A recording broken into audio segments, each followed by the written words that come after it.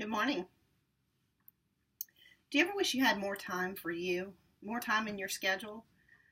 Are there days where you wish that there were 2 or 3 more hours so that you could get your responsibilities taken care of? Well, we get bogged down sometimes with work and with school and with home. Um, there's just a never ending laundry list of things that we need to do. Uh, Many times we take on the responsibilities of others inadvertently, where we forget that there's a line between our responsibilities and the responsibilities of others. As a result, we're exhausted. We have no time for ourselves. Um, our grades suffer, our work productivity suffers, and our home life suffers. A friend of mine, her husband, was asked once why he left the house in the evenings here and there, um, and his wife stayed home. His answer was that she was busy, so he didn't see a reason to be there. This is a classic example of the second shift, where a woman works all day, the same as a man, but when they get home, he has free time and she has household duties to herself. Um, Unfortunately, those duties don't belong to her. Half of them belong to him. Another example of taking on the work of others is my daughter, she's in a dorm with 3 other girls. They share household responsibilities, but there are many times where one particular roommate uses the pots and pans, but then she doesn't clean them. She leaves them in the sink, and she will ask my daughter or another girl to take care of them for her. Either her boyfriend is on his way or she has, this or that to do. The problem with that is that she has a life outside of work, school, and home, but the rest of the girls are taking care of her responsibilities. A class project that I had recently, one of the persons who were assigned a specific aspect of the project. Each time we met, he didn't really have his part done. He wasn't prepared. He didn't do the research. So the rest of the team members had to step in and work on his responsibilities before we could do our own responsibilities. And as a result, the entire project, lacked, what it could have been. Another example is a coworker of mine in a previous job. He would walk around, on a regular basis with his coffee cup in hand and socialize with everyone. He was, very well liked socially. But at the end of the month, when his responsibilities were due, he didn't have it prepared. He wasn't able to meet his deadlines. So the team pulled together and worked on what he needed to complete. And this causes animosity, frustration between coworkers anytime something like this happens. As a result, other employees who were busy doing his work, they weren't doing their own.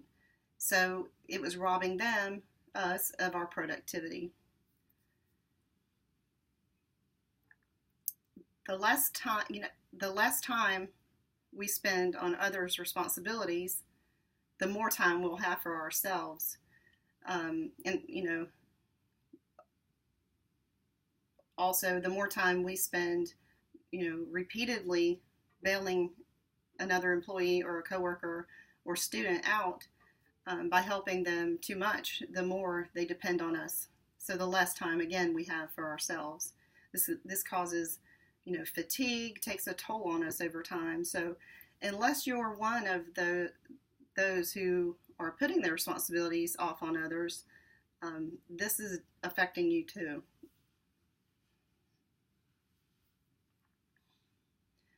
What I propose is that you identify what your responsibilities are. It sounds simple, but sometimes the lines are blurred. So identifying what your responsibilities are, using a method to discontinue taking on the work of others,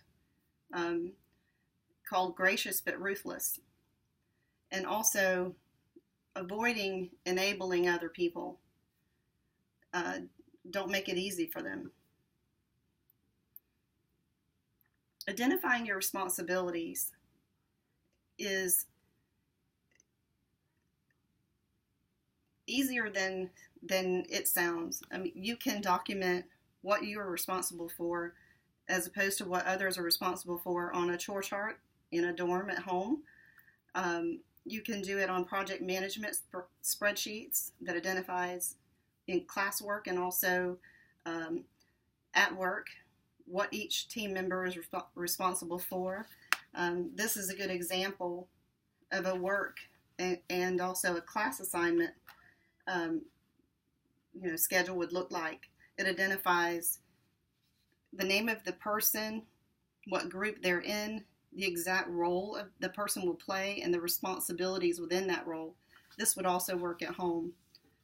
But identifying your own responsibility will help you move the responsibility of others off of your plate.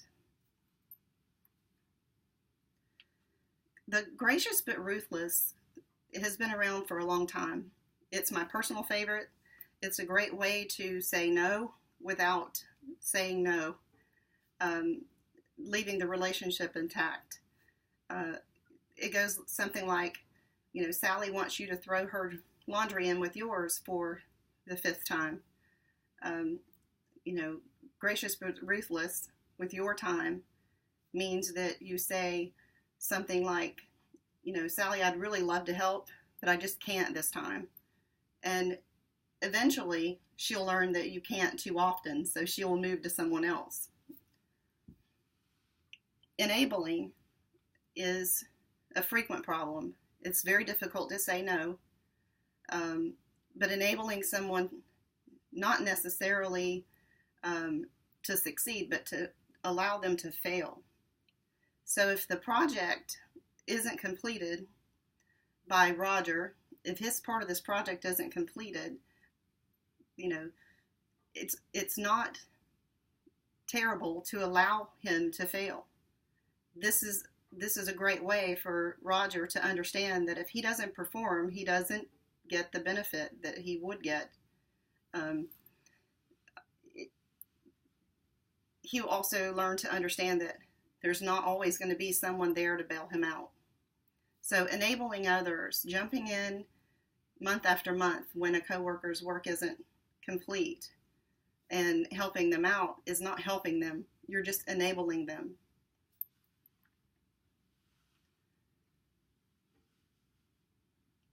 Helping someone is okay. It's when it becomes a crutch to them that it's not okay. It's when it becomes one of your responsibilities on your own plate that it isn't okay. It's important to distinguish the difference.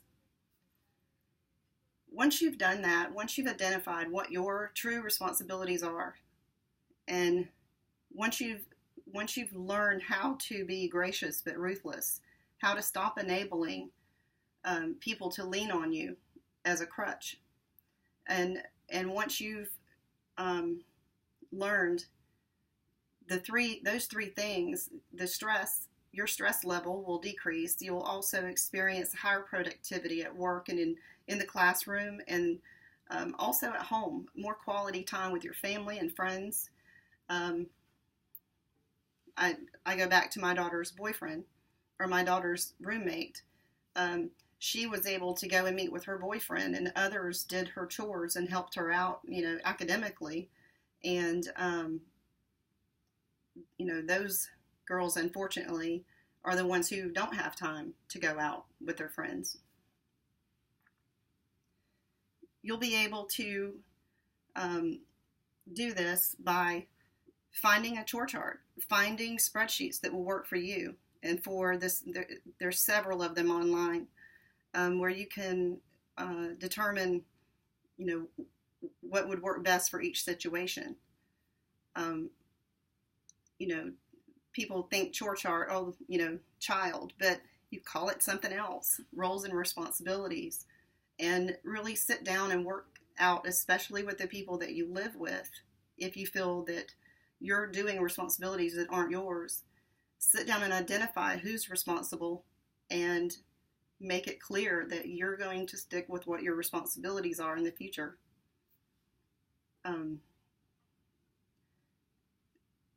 Also, practice the gracious but ruthless. That would be the final proposed item, is that you practice being assertive and using gracious but ruthless. I'm really sorry, I'd love to help, but it's just not going to work for me right now. And